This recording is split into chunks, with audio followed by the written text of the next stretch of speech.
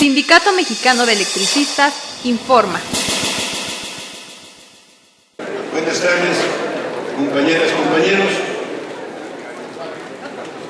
Empezaremos diciendo que el día viernes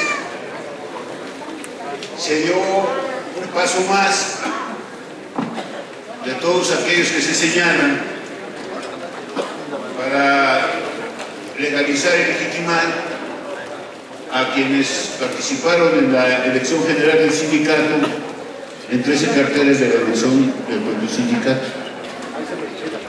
Y queremos decir que no solamente es un cumplimiento de un requisito o de un informe y ya. El día viernes a las 6 de la tarde se llevó a cabo la asamblea de informes de los resultados de las elecciones por parte de la Comisión de Escrutinio, es el propio proceso electoral, y nos dieron el informe plenamente desmenuzado de cuántos votamos como trabajadores en resistencia y cuántos votamos como jubilados en resistencia. Pero fue un informe sumamente detallado a partir de los cargos, los nombres de los candidatos, las votaciones para cada cargo, los porcentajes para cada cargo y la declaratoria solemne por el presidente de las Cervantes, que recayó en la persona de nuestro compañero jubilado Francisco Javier Gutiérrez Aguilar, para hacer suya la información de la Comisión de Escrutinio y declarar en la Asamblea todos los puestos de pie que se daba como hecho el resultado y la elección de esos 13 compañeros que participaron. Una vez que se hace eso, esa acta de esa asamblea tiene que pasar a formar parte del expediente que entregará nuestro compañero secretario de Actas y Acuerdos para formalizar con ese evento, con el día viernes y con el del próximo 14 de julio, que es el próximo martes, en la toma de protesta de nuestros compañeros que resultaron electos. Esas dos actas se tienen que integrar al expediente y presentarlo en tiempo y en forma ante la Secretaría de Trabajo y Previsión Social. Una vez hecho eso, esta turna a la Dirección General del Registro de Asociaciones todos esos datos para que una vez que se vea que y se coteje que no hay ninguna irregularidad, entonces se proceda a entregar la toma de nota, que es tan importante para nosotros.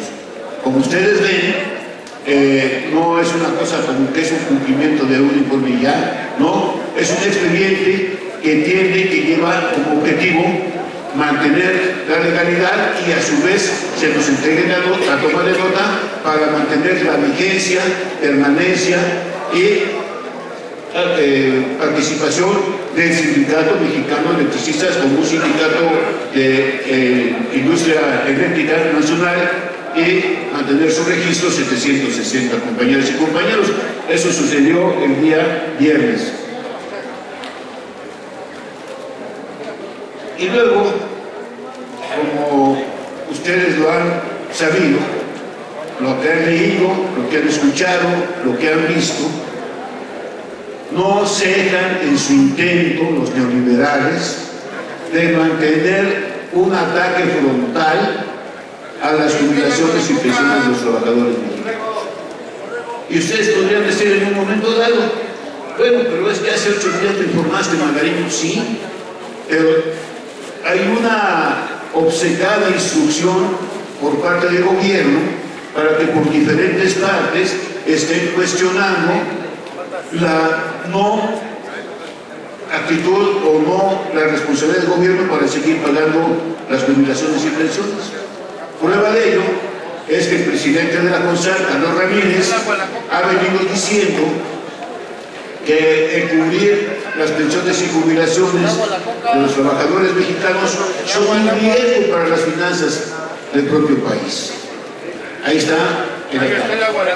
Y luego, la señora Lagarde, que es presidenta del Fondo Monetario Internacional, dice que es un grave riesgo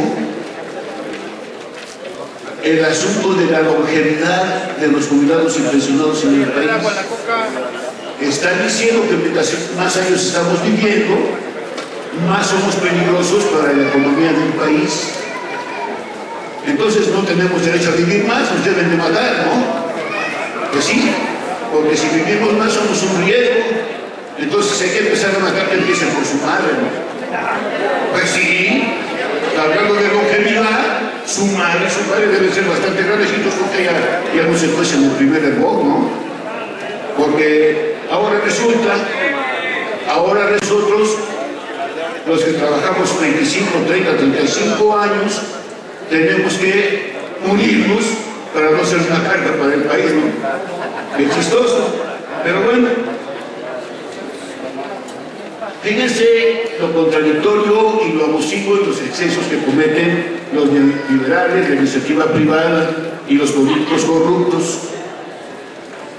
Independientemente de que, lo pongo entre comillas, somos un riesgo para el país, dice el descarado director de Pemex, Emilio Lozoya Smith, hay que procurar que los trabajadores inviertan sus fondos de las AFORES en proyectos productivos de la empresa productiva del Estado, que es Pemex. De ese proyecto se van a beneficiar, las salen los periódicos, Francisco Gil Díaz, que ha sido secretario de Hacienda, Fernando Canales Clarión, que es otro político corrupto que fue subsecretario de Gobernación, y otros más. Ya les aprobaron, sin consultarlo con los trabajadores, ya les aprobaron 2.300 millones de pesos de las AFORES para construir 2 refinerías. Claro, ¿cuánto vamos a ganar nosotros? Esa es la pregunta más correcta que se hace. ¿A cambio de qué, güeyes? No, en todo caso. No, ni nos preguntan ni nada y solamente nos avisan, matizando su discurso, cuando hay una reducción a los fondos de las AFORES. Dicen, no hay pérdidas, solamente son minusvalías. Pues piensan que somos idiotas, pero no, ninguno de nosotros, de los jubilados y pensionados, somos idiotas. Nos quieren tratar como eso y no lo podemos aceptar. Por esa razón, tenemos que decir lo siguiente, compañeras y compañeros.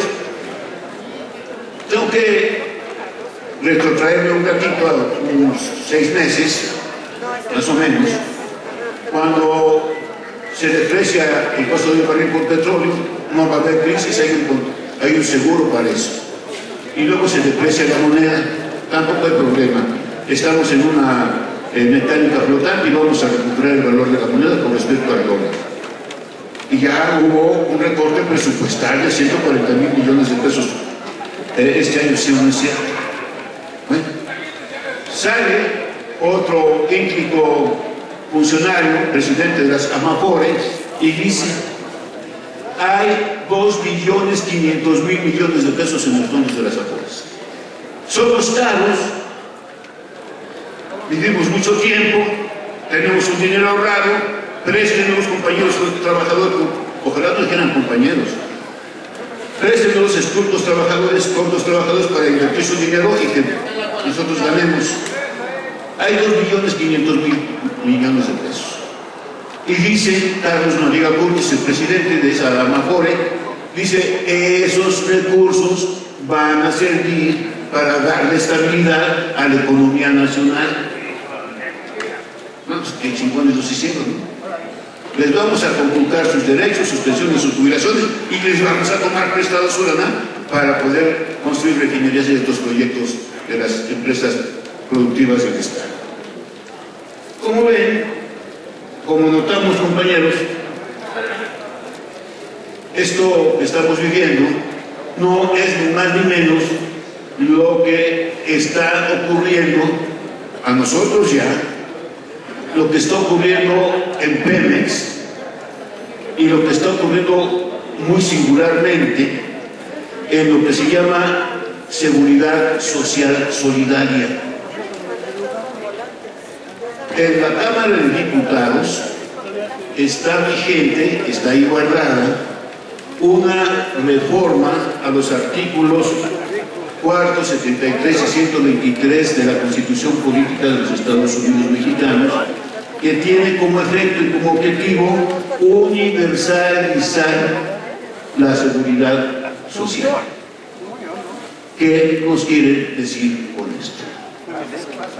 Que van a borrar de las leyes y de los reglamentos al Instituto Mexicano del Seguro Social, al Instituto de Seguridad Social al servicio de los trabajadores del Estado, y los van a conjuntar, universalizando la seguridad social, en el Seguro Popular. Y en el Seguro Popular, no sé si ustedes ya tuvieron la desgracia de caer ahí, solamente hay un cuadro para atender enfermedades, y de ese cuadro no se sale el Seguro Popular. ¿Qué estoy diciendo? Que una vez que permitamos, si es que lo permitimos, y no es un problema de los trabajadores del Seguro Social, no es un problema de los trabajadores del ISSSTE, es un problema de todos aquellos que tenemos seguridad social solidaria emanada de la ley del IMSS de 1973. Entonces es un problema de todos. Si permitimos que se universalice la seguridad social, entonces vamos a ver cómo en el rango del Seguro Popular se queda solamente el nivel 1. ¿Cuál es ese nivel 1? Consultas externas, consultas internas, abasto de medicamentos, y se acabó. Porque el nivel 2, que corresponde a las enfermedades crónico-degenerativas, llámese diabetes mellitus, hipertensión arterial u otras, pasa a formar parte de la atención médica privatizada. Ojo. Y el nivel 3, que se refiere a intervenciones quirúrgicas o a terapias intensas por cánceres y otras cuestiones más de eso, también pasan a atención médica privada. ¿Qué nos están diciendo? ¿Qué están intentando hacia nosotros, hacia los trabajadores, hacia los pensionados y jubilados? Que de una vez por todas, con estas adecuaciones a lo mejor a los artículos constitucionales, privatizan la atención médica, privatizan la seguridad social, y entonces ya no va a ser seguridad social, es la seguridad social universalizada. Y preguntaríamos entonces, los salarios de los trabajadores, y primordialmente hoy con el outsourcing terciarizado y precarizado del salario, alcanzará para que los trabajadores puedan atender seguirse a sus familias en los rangos 2 y 3 de la atención médica. No, claro que no. Y por eso entonces estoy diciendo que es un problema no solamente estrictamente de los trabajadores del seguro y del ISSSTE, es un problema de todos nosotros, compañeras y compañeros, de tal suerte que tenemos la obligación de defender nuestros derechos. Por eso hay que asistir como derechohabientes, y la Confederación también va a asistir, la Confederación de Jubilados, Pensionados y Adultos Mayores, a la marcha nacional que convocan los trabajadores del IMSS para defender la seguridad social solidaria y defender y rechazar la pensión universal que ya hemos citado varias veces aquí, y desde luego el Seguro Popular. Dejar solos a los trabajadores del IMSS pudiera darse el caso, fíjense, que se dijera, bueno, es que esos cuantos cuando debieron de haber luchado, no lucharon, y cuando nosotros les fuimos a pedir apoyo, no nos lo dieron. Allá que se queden con su cobardía. Pero nosotros no podemos ser lo mismo, no debemos ser lo mismo, y tenemos que luchar por las garantías que nos brinda la propia Constitución para la atención médica nuestra y de nuestras familias. ¿No es así, compañeros? En todo caso, cito que hay que asistir el 31 de julio a la marcha que va a proceder del Monumento de la Revolución a las oficinas centrales del Instituto Mexicano del Seguro Social, sitio Paseo de la Reforma y las calles de Tokio. No podemos sustraernos, no debemos sustraernos, debemos de luchar por que se preserve y se conserve la seguridad social solidaria emanada, insisto, de la ley de IMSS de 1973, compañeras y compañeros. Y eso aprovecho también para decirles, ya no soy representante propietario principal, que el próximo miércoles no hay informativa de jubilados, pero les puedo decir que para el día 22, que es el siguiente miércoles después de la toma de protesta, miércoles 22 de julio, ojalá podamos venir estos y muchos más. Por lo siguiente, vamos a citar la Confederación a un foro de defensa de la seguridad social y de las jubilaciones y pensiones. Vamos a desplegar toda una promoción muy fuerte, porque van a venir tres ponentes muy importantes que conocen de la materia y que tienen una posición clara que debe de defenderse y mantenerse la seguridad social. Cito, va a estar como ponente la licenciada Odilia Ulloa Padilla, que en este momento es asesora de la Comisión de Seguridad Social del Senado. Va a venir también la licenciada Yamile Moncada Reyes, que es una licenciada que tiene perfectamente bien delineado el por qué tenemos que defender la seguridad social solidaria y las pensiones tanto del IMSS como del ISSSTE, compañeras y compañeros. Y también nos va a hacer favor de traer una ponencia el licenciado José Luis González, miembro de la OPT, y nos van a dar aquí todo lo que debemos de hacer, todo lo que debemos de intentar para que no nos peguen en nuestros derechos, para que no nos peguen en la salud. Y acuérdome bien que la licenciada Odilia Ulloa, que estuvo aquí en el Congreso de la Confederación de Jubilados y Pensiones, dice: tengo que hacerles una crítica a los trabajadores mexicanos. Y voy a repetir sus palabras. Dice: cuando ustedes revisan sus contratos colectivos, se pelean porque haya un mejor salario, haya mejores condiciones de trabajo, por las herramientas, por los uniformes, por la seguridad de su trabajo. Dice, pero están olvidando el rango y el concepto de defender la seguridad social solidaria y la atención médica para ustedes mismos y sus familias. ¿O no es cierto? Así lo dijo Odilia Ulloa. Y es la gran verdad. En tanto nos den salario, los demás lo abandonamos, ¿no? Hoy tenemos que pegar fuerte, actuar fuerte, movilizarnos fuerte, apoyar fuerte, ser solidarios fuerte, porque necesitamos no perder esos derechos que consagra la Constitución y las leyes que ya cité. Por eso estamos convocando el día 22 aquí, esperamos una gran asistencia, foro para defender la seguridad social solidaria y las jubilaciones y pensiones, y el día 31 de julio una marcha nacional para solidarizarnos con el Seguro Social, con sus trabajadores y seguir defendiendo nuestros derechos, compañeras y compañeros. Porque, como ustedes lo han leído, lo han visto, lo han escuchado, hay un intento de la eurozona por golpear a un país que hoy ha dicho no. Antes que me inserte en el asunto de Grecia, quiero hacer una remembranza de lo que sucedió en Argentina en los años 2000, 2001, 2002. Los argentinos privatizaron, los gobiernos argentinos privatizaron casi todos sus recursos y les llegó el agua hasta el cañote y el pueblo se levantó y dijo: ya estuvo suave, porque les iban a dar más lana, les iban a prestar más lana para que se siguieran amarrando a través de reducir salarios, prestaciones y pensiones, les podían dar dinero para salir de la crisis. Y entonces los trabajadores argentinos se levantaron, el pueblo se levantó y se llevó a cabo ahí una revolución, no de armas, sino de pensamiento y de inteligencia, y se efectuaron dos fenómenos en ese país.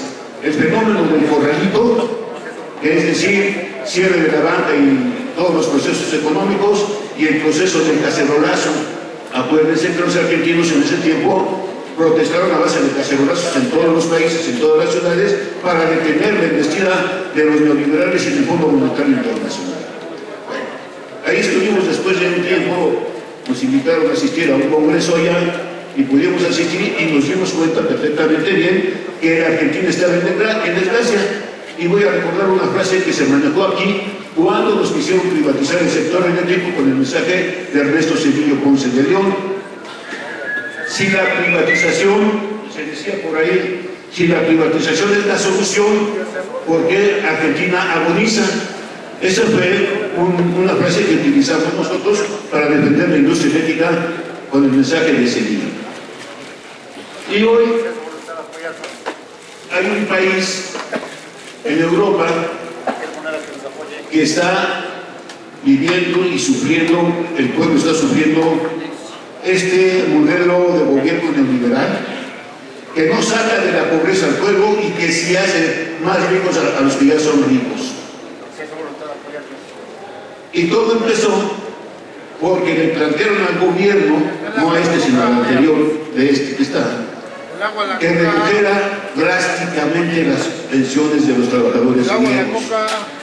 Se opusieron, se dio una crisis económica, les prestaron más dinero, pero entró un esquema de austeridad que no los sacó de la pobreza, que no los sacó del problema y que agudizó la deuda externa en millones de euros. Se hace una votación en Grecia de un partido político que se llama Syriza, allá en Grecia, y sale electo democráticamente Alexis Tsipras como primer ministro de Grecia.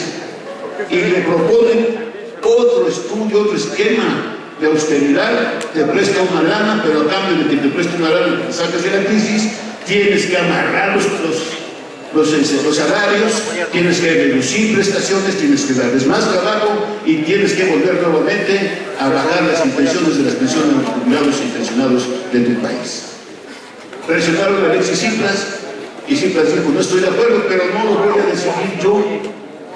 Voy a nombrar, voy a convocar a un referéndum para que sea el pueblo griego el que decida si aceptamos ese plan de austeridad o les decimos que no.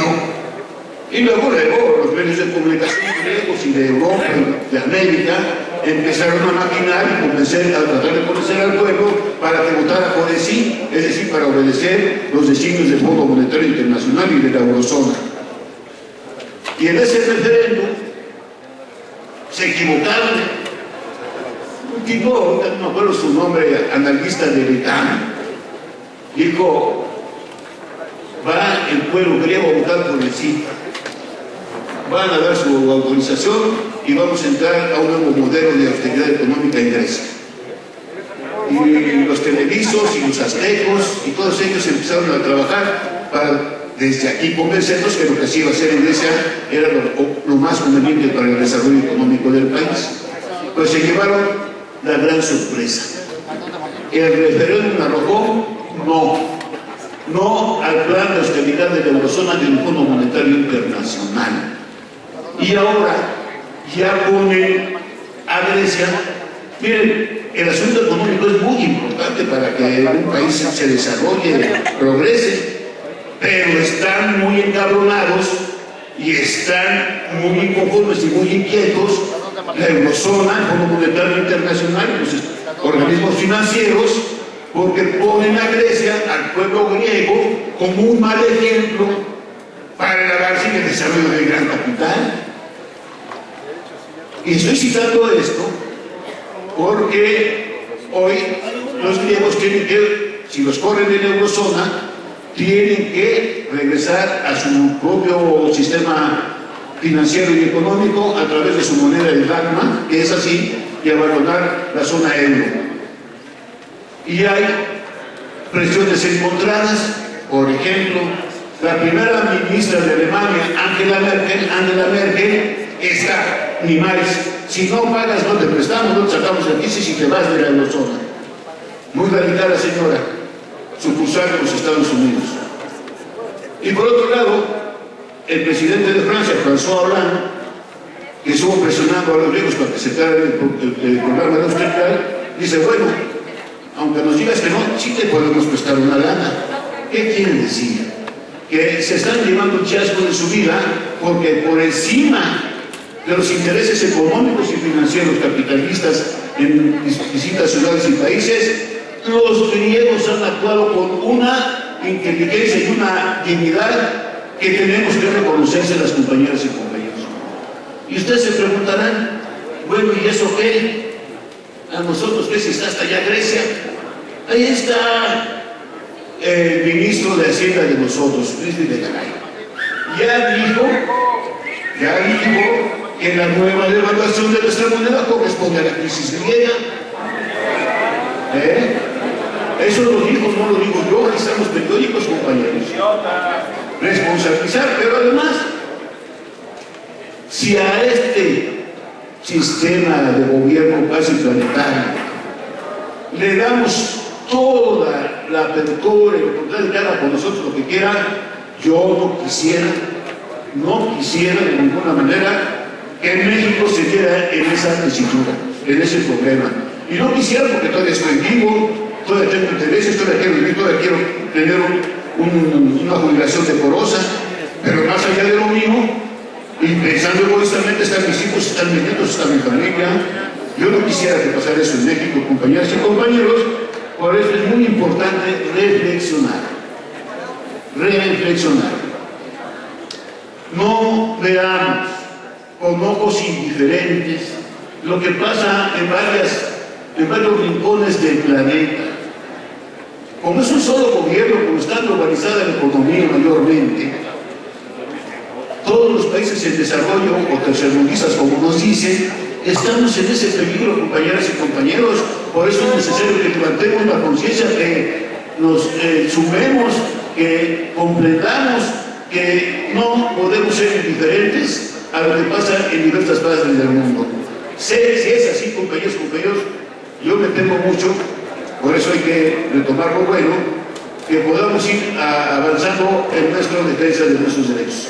Y cito nuevamente a Argentina, ya hoy que es el vicepresidente de Argentina, con la colaboración y aprobación de la presidenta Cristina Kirchner, ya regresaron al poder del Estado, ya renacionalizaron lo que allá corresponde al equivalente a las AFORES en México. Ya en el Uruguay también hay un nuevo sistema de financiamiento para las jubilaciones y pensiones, un sistema mixto.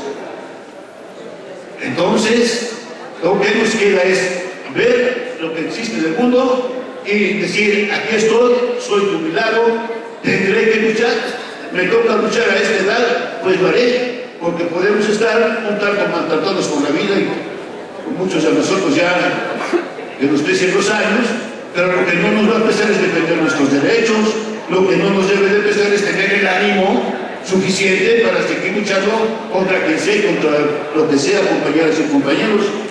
En esa tesitura, compañeras y compañeros, quiero decir lo siguiente. La dirección del sindicato y la propia representación estamos muy atentos para que a más tardar el 8 de septiembre Hacienda, el Ejecutivo Federal, cumplan con entregar el presupuesto de egresos de la Federación. Hasta este momento han entregado unos documentos que se llaman Estructura Programática para el Presupuesto de Egresos de la Federación, base cero. ¿Qué van a hacer ese presupuesto de egresos base cero? Van a hacer con un recorte preventivo presupuestal de 135,000 millones de pesos. Estamos atentos porque ya tomamos acuerdos de asamblea en donde vamos a firmar la Comisión de Trabajo y la Dirección del Sindicato un documento hacia el Ejecutivo Federal, hacia Hacienda y a la Secretaría de Energía y a la Cámara de Diputados para que se apruebe en el ramo 19 del presupuesto de ingresos de la Federación una cantidad suficiente para que nos paguen nuestras cuotas de jubilación en 2016. Estamos atentos y estamos tratando de cumplir los acuerdos de la Asamblea. Y estamos también, compañeras y compañeros, en el rumbo de poder, ya lo planteó aquí hace 8 días nuestro compañero secretario general, en el rumbo de la restricción laboral. Ya está finiquitado todo lo que corresponde al marco jurídico de la sociedad cooperativa, incluyendo el Registro General de Causales. El secretario general lo dijo y yo lo reitero, estamos a pocos días de que se nos entregue el acuerdo de entendimiento. Para eso de la sociedad cooperativa y para lo de la empresa generadora. Hoy mismo, en estos días, nuestro compañero secretario del Trabajo, con otros miembros del Comité Central, están haciendo recorridos para visualizar todos los premios que corresponden a Luz y Fuerza y que van a servir para completar la concesión irrevocable de 30 años para la sociedad cooperativa de producción. Y, desde luego, el acuerdo de entendimiento llevará también con el Grupo Fénix, la participación en la generación y, desde luego, a partir de una asamblea general que estaremos convocando, la revisión del contrato colectivo de trabajo. En esas estamos.